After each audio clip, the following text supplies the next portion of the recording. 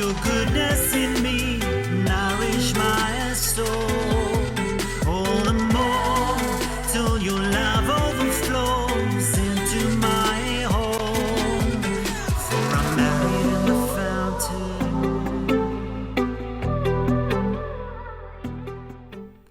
Good day and welcome again to Marriage in the Fountain. And now we're looking into a topic that is actually quite controversial in terms of different cultures.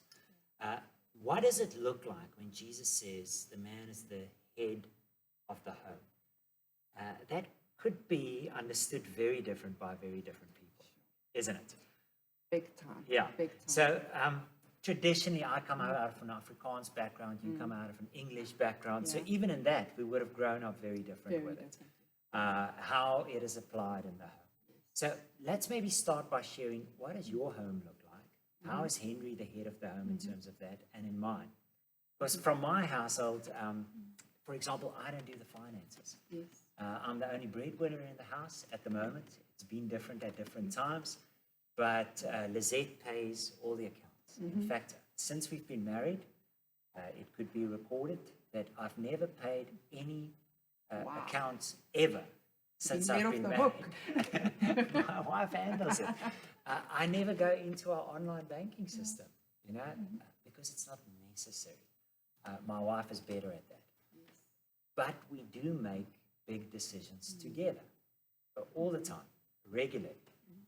So when, like at the moment, one of my dreams is to have a kayak, and it's a big budget decision, but we talk about it. I say, this is what I want. When will be a good time to actually do it?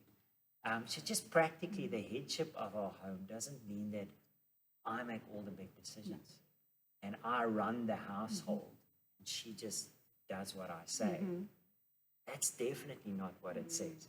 Just speak about your own house. How does the dynamics work? Guys, I think it's, like you said, it's very different in different households. But if you go back to the biblical way, how God sees it is 2 or 1. Yeah. And I know when we speak to couples, often when we talk about finances, it's a very contentious area to talk about. But what we found, and I speak from, Henry and I, it's our second marriage. So my first marriage, I had my account and I did my stuff and he paid certain things and I paid certain things. But with Henry and I, we decided to do it a biblical way, which means for the first 5 years of our marriage, we only had one account. Yeah. And we would make the decisions together and everything would come out of one account. But 5 years ago, we made the decision to have 2 separate accounts, not because that's what we chose, but because we both run our own businesses. So initially, we had one business and we did the split. So I've got mine and he's got his. The difference is I have full access to his account and he has full access to mine. Yeah. We've actually got cards for each other's accounts and we can go online to check. The reason we did that was because I also do pay the bills because Henry's not good at it, including his business stuff. I do it. But I want to touch on that I gave full surrender to that. And that was somewhere where God worked with me, because for me, money was a hold because it was my security in my previous marriage. Yeah. When I walked into this one, I needed to totally release that. And what I find, and this is my story, is if I held on to my finances and I hid money away, I was having a back door open so that I could leave. Yeah. And this time round, I made the decision that I'm fully in, which means that everything is transparent. And money, as the scripture says, the love of money is the root of all evil. So it doesn't mean to say that you love the money, but you're having a back door open for you to leave because now you're storing up your own wealth. Yes. And I think with marriage is everything needs to be transparent. It has to. Back to the trust. You need to be able to trust. So when we look at headship, for me it's a case of, I agree with you, we work exactly the same. When we need to make big decisions, Henry and I come together, and talking to the submission from a wife's perspective is, I have a voice. And Henry listens to me. He does. He definitely listens to me often, and I'll say to him, babe, I feel that not a good decision now, but maybe later. And sometimes he will say to me, I agree with you. But other times he will say to me, no, I disagree, but we're going with that. And that's where the submission comes into play for me. Yeah. And it's a case of, okay, you as head of the home, I'm trusting your decision. Yes. Yeah. The key here, however, for me is to submit and to trust him. But if it goes wrong, me as wife, I cannot go and say, I told you so. Yes. Yeah, the attitude must be right. It must be right. So let's draw it back into the scripture where it comes from, Yes. because we speak a lot about finances in terms of these things, or big decisions, because that's sort of where it pops its head out, Yeah. where it's revealed. But in many households, headship means I do the disciplining of the kids, I make the rules, or whatever, those kind of things. But it comes out of a scripture that says in Ephesians chapter 5, the husband is the head of the home, as Jesus is the head of the church. Yes. Now, remember when Jesus said to his disciples at one stage, he says, the Gentiles lord it over one another. But that's not how it will be among you. Yeah. The greatest among you will be the servant of all. And then Philippians 2 picks that up and it says, look at Jesus. Look at how he behaved. Even though he was found in the image of God himself, he did not take it as something to grasp, but he laid down his life. He was obedient to the Father to the point of death. So what does it look like when he says to the husband, you're the head of the home as Christ is the head of the church? Does Jesus ever barge into my life and say, buddy, I told you, you're not doing that.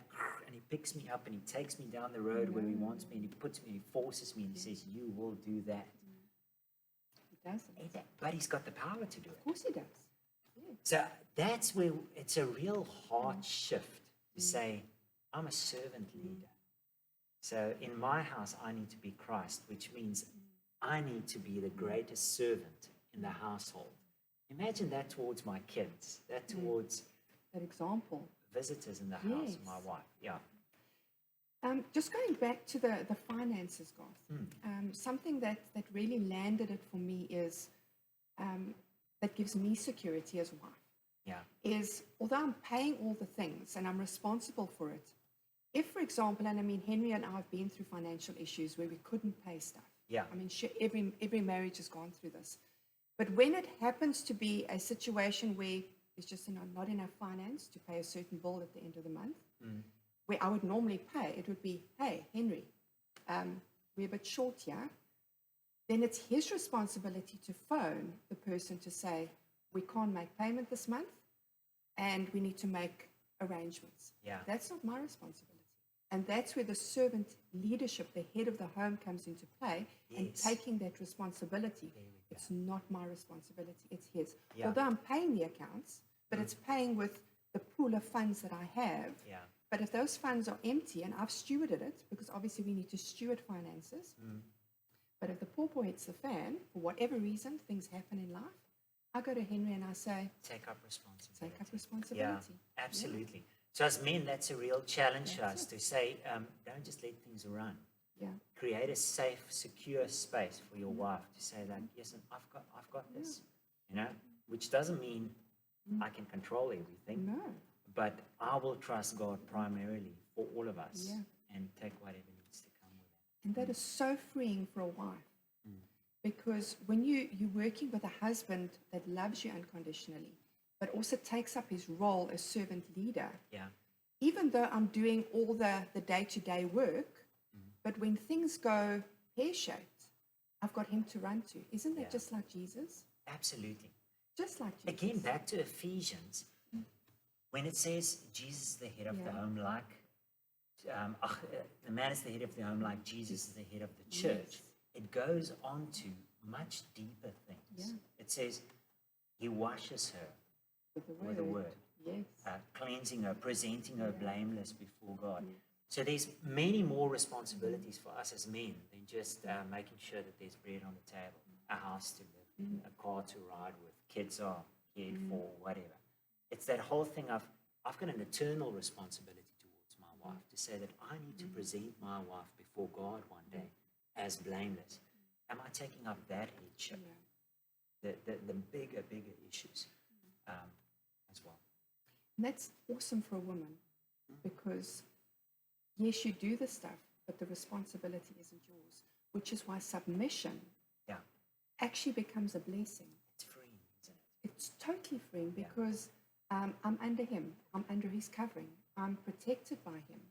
So even if I make a wrong decision, he's responsible because he needs to answer for me, which means I can step into who I am, who God has created me to be freely because I know I'm covered and I'm protected, and not just by one man, Yeah. but by two. Absolutely. Because if he's underneath God's covering and I'm underneath his covering, I've got double protection. Blessed. Eh? And how awesome is that? Yeah. Yeah. I can do no wrong. I can do no wrong. So let's leave us with that challenge, especially for the men having watched this. Just go and consider, maybe even point-wise, write down and say, what does headship look like for me at the moment? And considering what Ephesians 5 says and the servant leadership that Jesus speaks about and demonstrate, how does that look in my household? What actually is landing my responsibility in terms of me? May God bless us through.